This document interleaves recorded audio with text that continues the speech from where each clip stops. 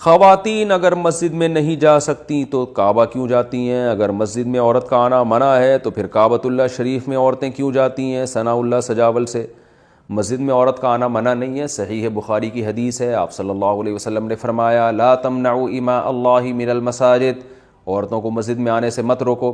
تو بعد میں جو فقہاء نے منع کیا وہ فساد زمان کی وجہ سے۔ بخاری کی حدیث ہے، حضرت عائشہ رضی اللہ تعالی عنہ فرماتی ہیں لو کان النبی رأى ما رأینا لمنع نساءنا کما منعت نساء بنی اسرائیل، اگر نبی ہمارے زمانے کی خواتین کو دیکھ لیتے، امی عائشہ فرماتی ہیں، تو عورتوں کو مسجد میں آنے سے روک دیتے۔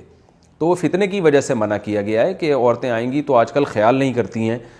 پردے کا، اور عورت کے لیے خوشبو لگا کے نکلنا بھی حرام ہے، تو مسجد میں کہیں وہ فساد نہ ہو، کیونکہ عورت کو مسجد میں آنے کی اجازت تو دی گئی ہے، ترغیب نہیں دی گئی ہے۔ صحیح بخاری مسلم کی حدیث ہے، آپ صلی اللہ علیہ وسلم نے عورت کو گھر میں نماز پڑھنے کو مسجد میں نماز پڑھنے سے زیادہ افضل قرار دیا ہے، لیکن اس پر بھی علماء کا تقریباً اجماع ہے کہ مسجد حرام اس سے مستثنیٰ ہے،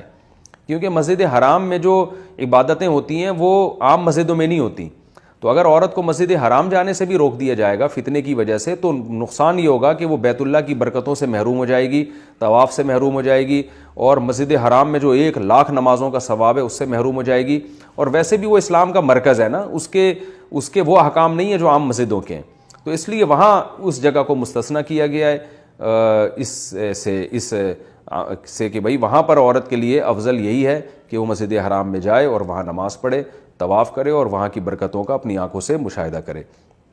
اور عام مسجدوں کے بارے میں وہی حکم ہے کہ اصل میں تو جائز ہے، لیکن فتنے کی وجہ سے پابندی لگائی گئی ہے۔ باقی اس بارے میں میری رائے ہے کہ بھئی اس زمانے میں خواتین کو اجازت دینی چاہیے، کیونکہ نہ آنے میں بھی ایک خاص قسم کا فتنہ ہو رہا ہے، وہ ایک دین سے بالکل ہی دور ہو رہی ہیں۔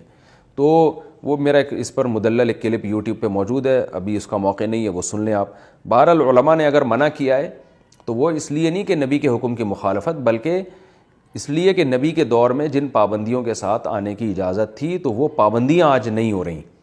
تو اس کا نقصان یہ ہو رہا ہے کہ ایک حکم تو پورا ہوگا لیکن اس سے بڑے حکم کی خلاف ورزی ہوگی، وہ ہے بے پردگی،